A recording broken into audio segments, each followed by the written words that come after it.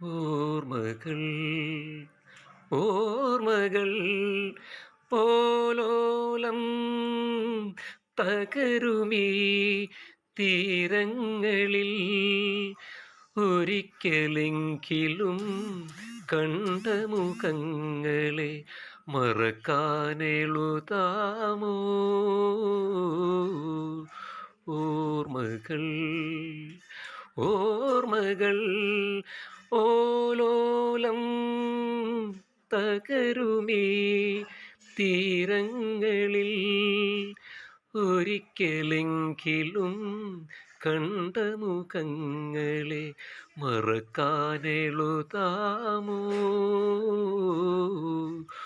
ഓർമ്മകൾ ഓർമ്മകൾ.